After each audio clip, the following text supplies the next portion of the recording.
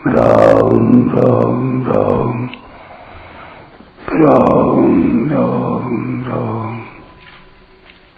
राम राम राम नारायण नारायण।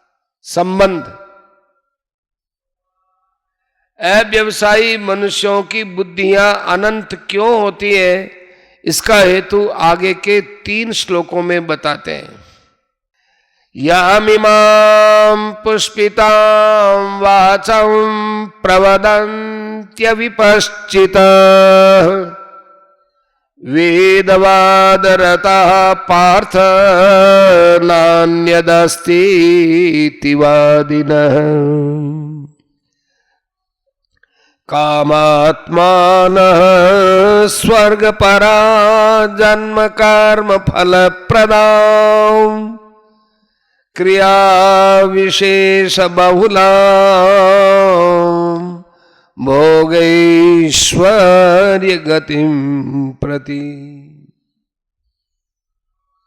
हे पृथानंदन, जो कामनाओं में तन्मय हो रहे हैं, स्वर्ग को ही श्रेष्ठ मानने वाले हैं, वेदों में कहे हुए सकाम कर्मों में प्रीति रखने वाले हैं, भोगों के सिवाय और कुछ है ही नहीं, ऐसा कहने वाले हैं, वे अविवेकी मनुष्य इस प्रकार की जिस पुष्पित माने दिखाऊ शोभायुक्त वाणी को कहा करते हैं, जो कि जन्म रूपी कर्म फल को देने वाली है तथा भोग और ऐश्वर्य की प्राप्ति के लिए बहुत सी क्रियाओं का वर्णन करने वाली भी है। व्याख्या। कामात्मान है, वे कामनाओं में इतने रचे पचे रहते हैं कि कामना रूप ही बन जाते हैं। उनको अपने में और कामना में भिन्नता ही नहीं दिखती। उनका तो यही भाव होता है कि कामना के बिना आदमी जी नहीं सकता, कामना के बिना कोई काम ही नहीं हो सकता, कामना के बिना आदमी पत्थर की तरह जड़ हो जाता है, उसको चेतना भी नहीं रहती। ऐसे भाव वाले मनुष्य कामात्मान हैं। स्वयं तो नित्य निरंतर ज्यों का त्यों रहता है, उसमें कभी घटबढ़ नहीं होती, पर कामना आती जाती रहती है, घटती बढ़ती रहती है। स्वयं परमात्मा का अंश है और कामना संसार के अंश को लेकर है। अतः स्वयं और कामना ये दोनों सर्वथा अलग अलग है, परंतु कामना में रचे पचे लोगों को अपने स्वरूप का अलग भान ही नहीं होता। स्वर्ग परा, स्वर्ग में बढ़िया से बढ़िया दिव्य भोग मिलते हैं, इसलिए उनके लक्ष्य में स्वर्ग ही सर्वश्रेष्ठ होता है और वे उसकी प्राप्ति में रात दिन लगे रहते हैं। यहां स्वर्ग परा पद से उन मनुष्यों की बात कही गई है जो वेदों में शास्त्रों में वर्णित स्वर्गादि लोकों में आस्था रखने वाले हैं। वेदवाद रता पार्थ नान्यद अस्ति इति वादिन है। वे वेदों में कहे हुए सकाम कर्मों में प्रीति रखने वाले हैं, अर्थात वेदों का तात्पर्य वे केवल भोगों में और स्वर्ग की प्राप्ति में ही मानते हैं, इसलिए वे वेदवाद रता है।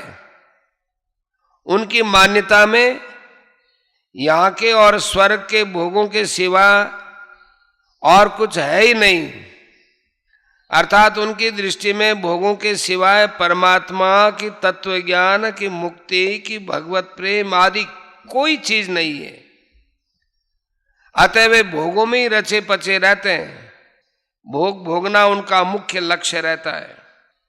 यामिमां पुष्पितां वाचम प्रवदन्त्य विपश्चित, जिनमें सत असत नित्य अनित्य अविनाशी विनाशी का विवेक नहीं है, ऐसे अविवेकी मनुष्य वेदों की जिस वाणी में संसार और भोगों का वर्णन है, उस पुष्पित वाणी को कहा करते हैं। यहां पुष्पिताम कहने का तात्पर्य है कि भोग और ऐश्वर्य की प्राप्ति का वर्णन करने वाली वाणी केवल फूल पत्ती ही है, फल नहीं है। तृप्ति फल से होती है, फूल पत्ती की शोभा से नहीं। यह वाणी स्थायी फल देने वाली नहीं है। उस वाणी का जो फल स्वर्गादि भोग है वो केवल देखने में ही सुंदर दिखता है, उसमें स्थायित्व नहीं है। जन्म कर्म फल प्रदाम, वह पुष्पित वाणी जन्म रूपी कर्म फल को देने वाली है, क्योंकि उसमें सांसारिक भोगों को ही महत्व दिया गया है। उन भोगों का राग ही आगे जन्म होने में कारण है। गीता 13वें अध्याय का 21वां श्लोक। क्रिया विशेष बहुलाम भोगेश्वर्य गतिम प्रति, वह पुष्पित अर्थात दिखाऊ शोभायुक्त वाणी भोग और ऐश्वर्य की प्राप्ति के लिए जिन सकाम अनुष्ठानों का वर्णन करती है, उनमें क्रियाओं की बहुलता रहती है। अर्थात उन अनुष्ठानों में अनेक तरह की विधियां होती हैं, अनेक तरह की क्रियाएं करनी पड़ती हैं, अनेक तरह के पदार्थों की जरूरत पड़ती है, एवं शरीर आदि में परिश्रम भी अधिक होता है। गीता 18वां अध्याय 24वां श्लोक।